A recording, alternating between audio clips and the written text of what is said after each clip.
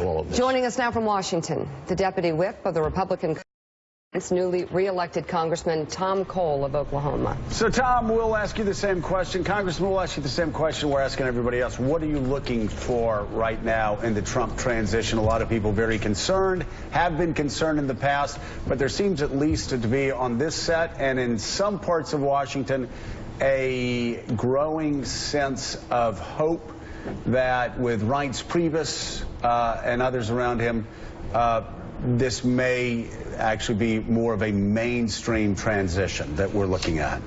Well, I start actually with the president-elect himself, who I think has been pitch perfect since election night. And he's the one that's going to ultimately set the tone for his administration. And again, the selections he's made, particularly Chairman Priebus, that's an excellent choice. He's somebody that's well-known, trusted, has managed to win the confidence of everybody on side of the great divide in Republican politics, and led us to a victory that a lot of people didn't see coming. So I think, again, these are very good choices. The tone's been very good. I got to give the President of the United States, Barack Obama, and Secretary Clinton a lot of credit in that regard, too.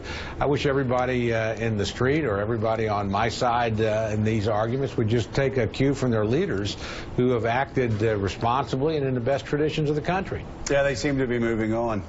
Sorry, not them, but most of Washington seems to be moving on, but obviously protesting still going on. And Hillary Clinton herself, and General Hayden, I'd like to ask your opinion on this only because it has to do with the FBI as a whole as it moves on. But Hillary Clinton in a conference call talking about, well, she laid some of the blame for Donald Trump's victory at the feet of the FBI director, James Comey. And she told the call that after the third debate, they felt they had a, quote, real wind at her back.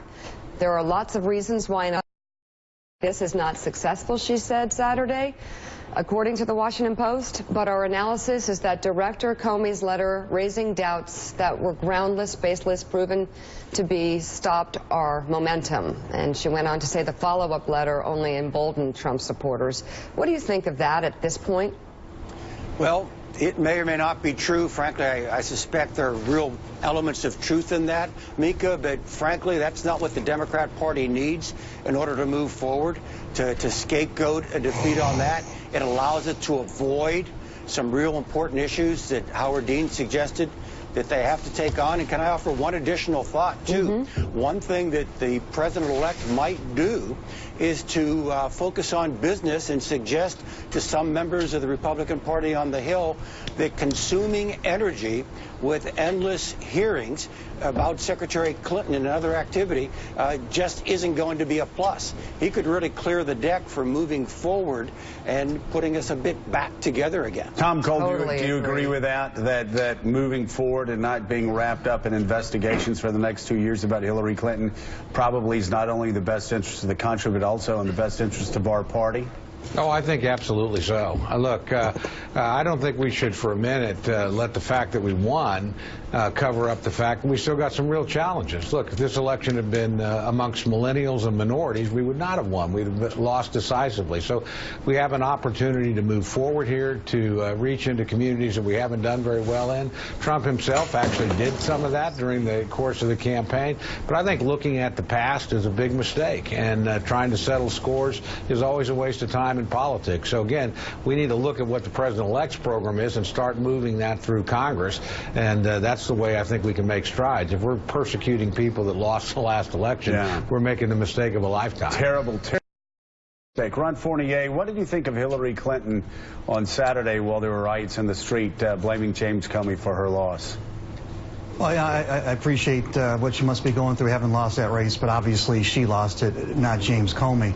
I'd like to talk a little bit about this new staff we have in the White House and the importance of it. If you look in recent history, George Stephanopoulos, Karl Rove, David Axelrod, John Podesta, they inarguably were more powerful, more influential on the president than the chiefs of staff.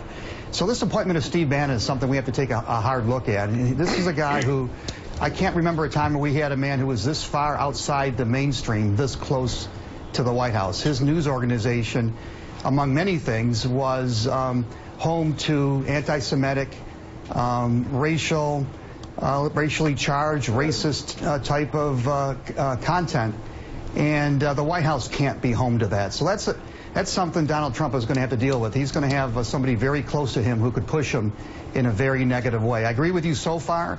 It's been a good few days for Donald Trump. We're seeing a different side of him, the kind of side we need to see. But don't underestimate what happened here with this appointment. There's one guy who's going to be controlling the message the way he's got it set up, and that's Steve Bannon, not Rice Priebus. Thanks to Tom Cole. We greatly appreciate it. Thank you, General Michael Hayden, and Ron Fournier. Thank you as well.